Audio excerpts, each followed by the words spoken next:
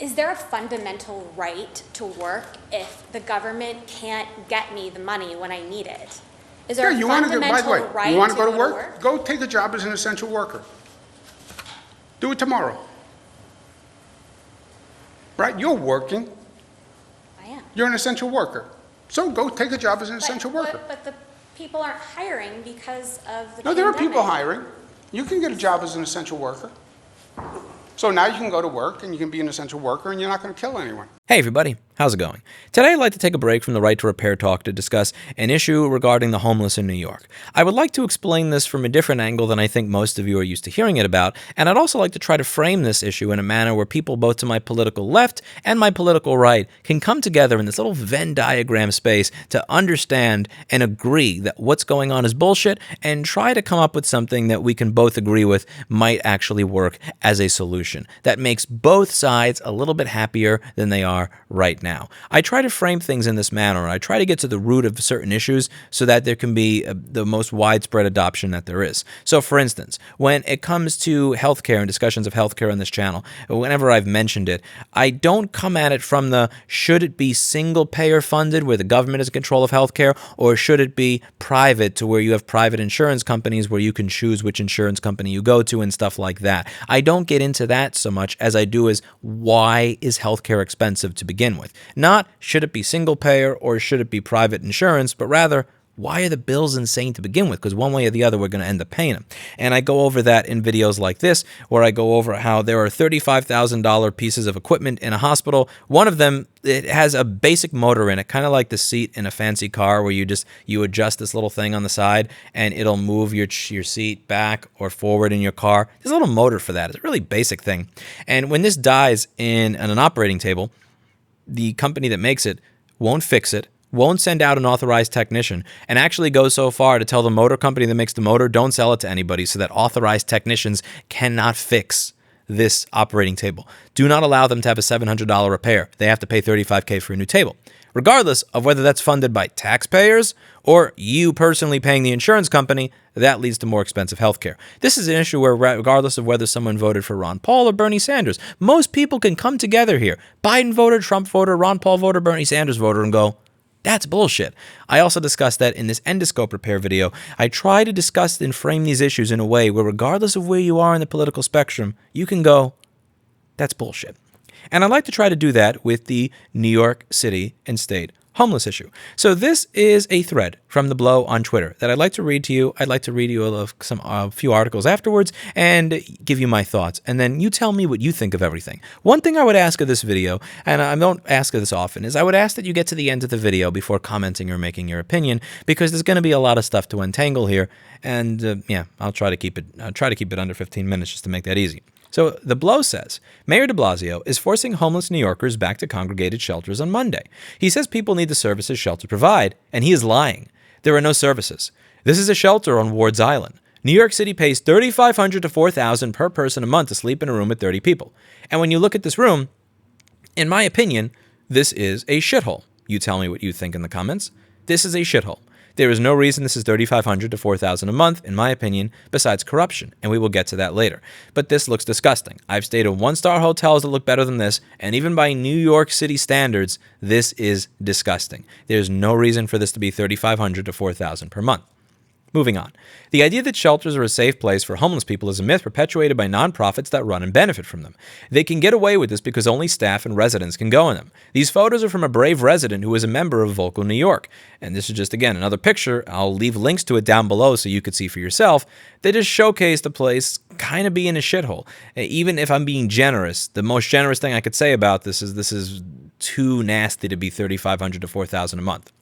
Here's a bed at Ward's Island shelter in a prison-style dormitory. 20 to 40 people a room, standard for many shelters. Mental breakdowns and open drug use are common. Problematic for people trying to stay sober, and unsafe for everyone. This is what de Blasio is forcing people back to. And you can see that this just does look kind of like a prison and nowhere near the $3,500 to $4,000 a month level. Here's the only personal storage space in a homeless shelter. Forcing the homeless to live like this in crowded dorms with Delta variant on the rise and only 14% of the shelter population vaccinated is unacceptable. We need to stop the transfers and save homeless New Yorkers' lives. And when you take a look at this could be argued to be an actual shithole, because this looks like smeared shit on the bottom left, and on the top right, that looks like a genuine, just somebody just left a giant turd right there. That is disgusting. And for that to be there, for this to look like this, at $3,500 to $4,000 a month is inexcusable. When you see homeless New Yorkers speaking out to the media, refusing to go back to congregated shelters, and sometimes choosing to sleep on the street instead while de Blasio arrests and destroys their belongings, it's because the shelter system is endangering their lives. Homeless New Yorkers demand that New York City Mayor pause the transfers and implement Intro 146 now so people can go straight from hotels to housing. And I will discuss 146 shortly. Someone asked who owns the building. Is it a charity that owns it, or is it rented by the charity? How much does the head of the agency earn? Not-for-profits often have board meetings, members, meaning plus $70K a year. Who are they related to? A distant cousin of anyone in government? Well, he's asking the right questions. So the photo of the bed and locker are from a shelter run by Help USA, a nonprofit founded by Governor Cuomo and now led by his sister, Maria Cuomo Cole. The top executives of Help USA earn $200,000 to $375,000 a year, and many of them have contributed heavily to New York Governor Cuomo's campaigns. Now, if you are a nonprofit, you have to file certain forms so you can see who's getting paid what at the end of the year, and anybody's welcome to look into the 990s of that organization to verify and see the full list of all the people getting paid. It is disgusting. Now, when you take a look at this a little bit deeper, it gets worse and worse. So here it says board members associated with various homeless shelters have gifted the governor $322,972.50, while donors associated with Help USA, a shelter service provider founded by the governor and chaired by his sister, Maria Cuomo Cole, have ponied up $451,285 in donations. Andrew Cuomo is profiting from the growth in homelessness, Havisi told the Daily News. He has taken $750,000 from people who have a financial interest in having more people become homeless, and this article is several years old. Now, to be fair, this assemblyman over here has a father that was prosecuted by Andrew Cuomo many years ago. So he is obviously going to be salty against Cuomo, and he is going to be biased in what he says here and his opinions of the governor. That being said, the numbers do not lie. Yes, Cuomo has received millions and millions and millions of dollars in donations, and $500,000 or $250,000 here is pocket change. However, we can't ignore the fact that getting $250,000 from an organization that profits from getting an inflated rate for running homeless shelters that look like shit, if that's the case, you might just be incentivized to use your position in government, use your influence, and use your power to ensure that that situation continues moving and going ahead forward as planned. And there are other people involved here that have gotten in trouble for this before. Lawrence Belinsky was being paid $500,000 a year to head up this nonprofit. I want to be clear that this is not a video designed to rail against the rich or to rail against the wealthy or to rail against the successful. I don't care if you make $500,000 a year. If you want to make $500,000 a year, run a for-profit fucking business. Do not claim that you are running a nonprofit where the funds from the nonprofit are going to help the homeless when the place that you run looks like this shithole and you're taking home $500,000 a year. There's a time and a place to be taking home $500,000 a year. And when you are tasked with using taxpayer money to make sure that the homeless people are living in some place that doesn't look like this, that's, in my opinion, kind of scummy. The well-paid boss of a non-profit group founded by Governor Cuomo has resigned, a departure that comes amid the governor's probe of such high-salaried CEOs. And it says here that he was also married to one of the governor's cousins.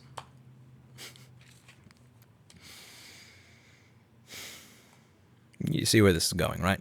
You probably can see where this is going. This is sad. And, one of the things that I wanted to bring up here was this particular piece of legislation from the New York City Council that would require the city to pay higher rates in rental assistance voucher program for homeless New Yorkers. One thing to understand is that the system that we have right now of having everybody in a hotel or having them in a homeless shelter, those are not the only two options here. And the expense of keeping them in a hotel or the expense of keeping them in a homeless shelter are also not the only two options here. So the way things work right now, vouchers in this program are capped at $1,265 a month for a single adult and $1,580 for a family of 3 or 4. Now, this is virtually useless. So right now, about 564 apartments would meet the current standards. If you change this to allow for $1,945 for a 1 one-bedroom or $2,217 for a two-bedroom apartment, then 71,000 plus apartments would meet these standards, meaning instead of having only 560 units available, you get over 71,000 units available. Now, I know that there are people who are looking at this and saying, listen, we already spend enough money on welfare, screw that.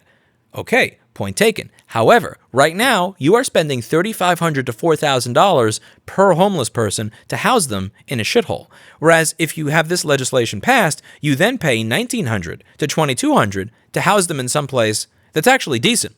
So if you're to my left, you probably would like 146C because it means that more homeless people, more poor people get access to housing and shelter that they need to not be homeless. If you're to my right, and you're worried about, about fiscal responsibility, you probably would prefer that you spend $1,900 to $2,200 instead of $3,500 to $4,000 per individual, because now you're saving about $1,500 to $2,000 per month per homeless person. And further, a homeless person who's housed in a real apartment is likely going to be better for their recovery in general than someone who's living in this shithole. So the way I'd like to frame this is, if this passes, not only should people on the left be happy because the homeless people are going to be better taken care of, but people on the right should be happy because you're spending $2,000 plus less per individual. So passing this not only makes sense because it is compassionate to individuals who need help, but it is also the fiscally responsible thing to do in a city that is bleeding money. There are people that say, listen,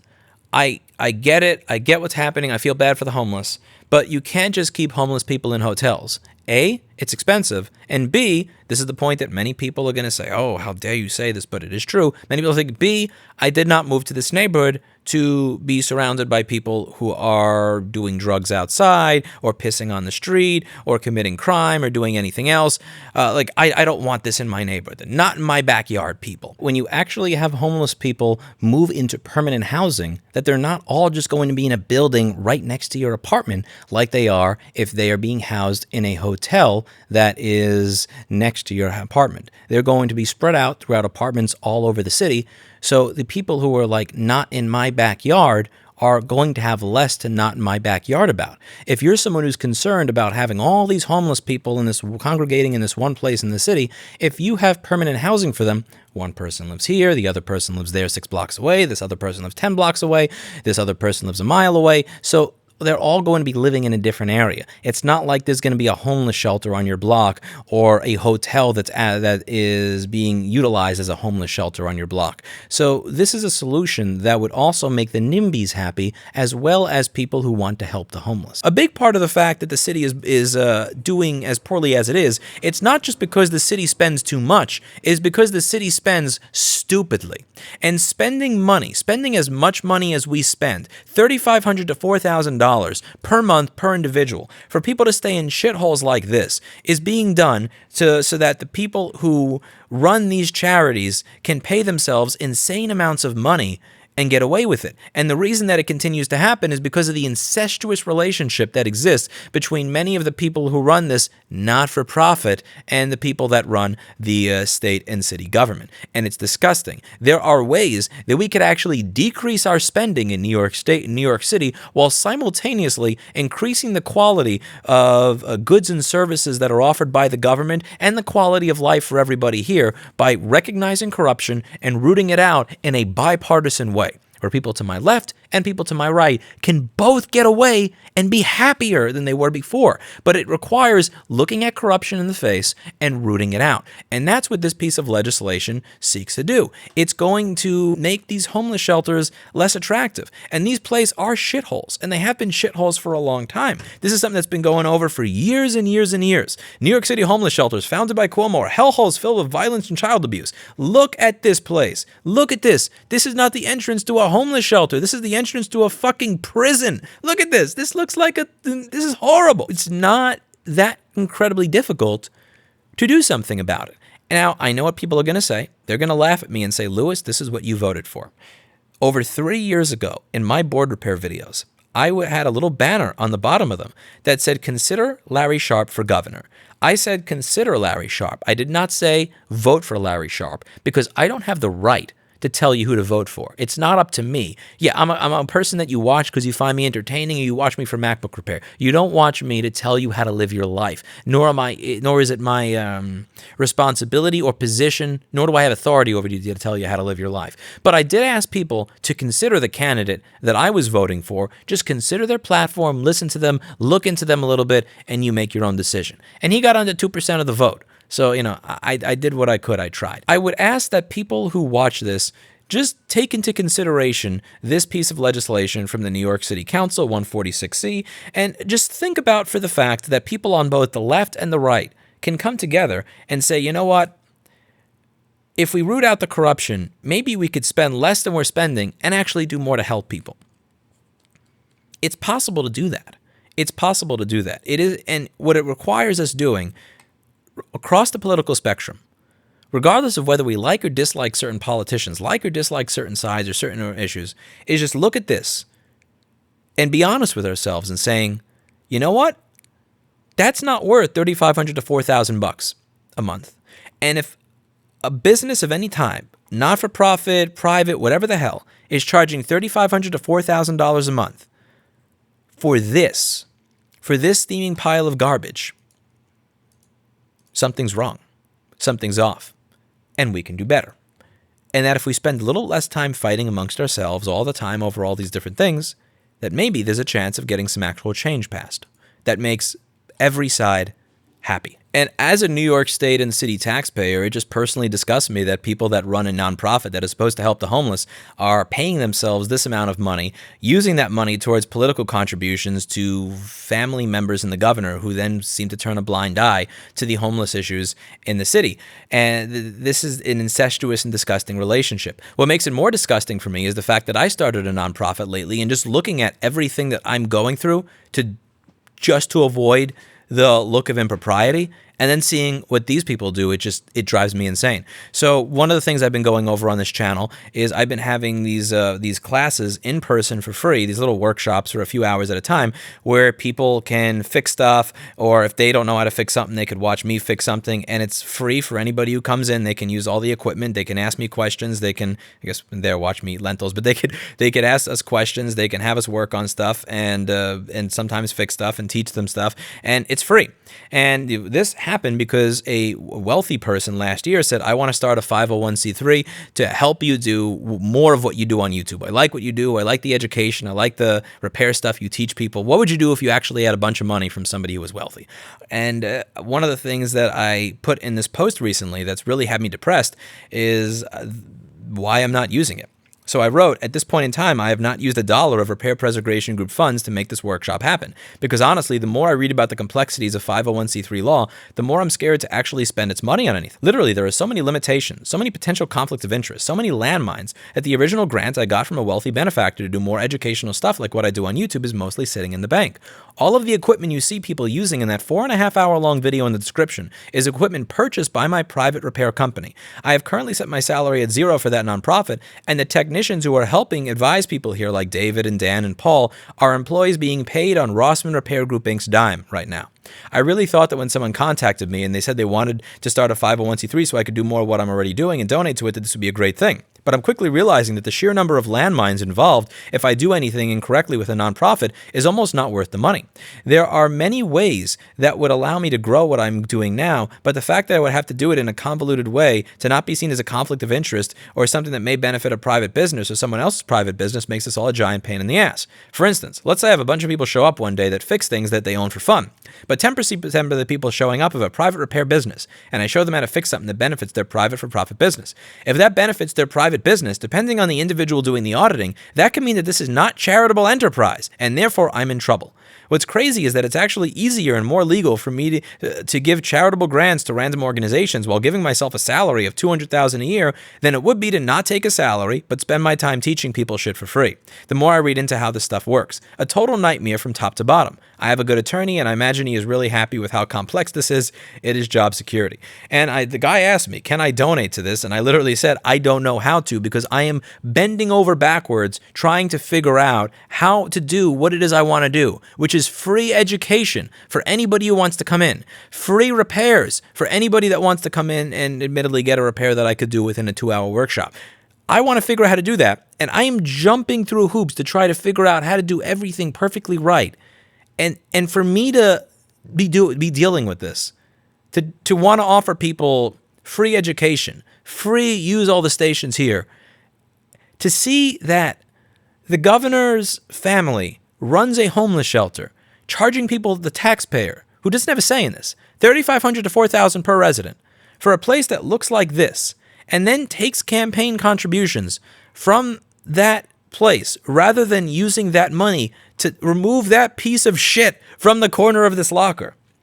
It makes me sick. It makes me sick. It makes me sick just what level of rampant corruption there is in this space. And when I'm trying to provide a benefit to the public with this nonprofit that at this point, the 501c3, by the way, not the 501c4 that was GoFunded me, that's separate altogether. But when I'm trying to create something here, and I'm looking through all these different regulations, all these potential landmines, BlackBerry, I'm doing a video, going through all these different landmines, I'm starting to understand why they exist, because somebody out there was an asshole.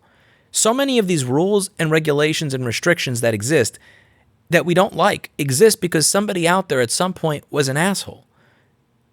And it makes me sad to see that this is the way things are. It really does. The reason that you can't have nice things are because there's people in society that are okay with taking home a six-figure salary, taking home that from a nonprofit that is funded by taxpayers while everything looks like this. So read through this piece of legislation, 146C, think about it, and think about how eliminating a lot of these not-for-profit but bullshit, actually for-profit homeless shelters in the city for real housing programs would actually benefit the people involved while simultaneously benefiting the taxpayer who would then have to pay less money for these corrupt homeless shelters. Let me know what you think in the comments down below. That's it for today, and as always, I hope you learned something.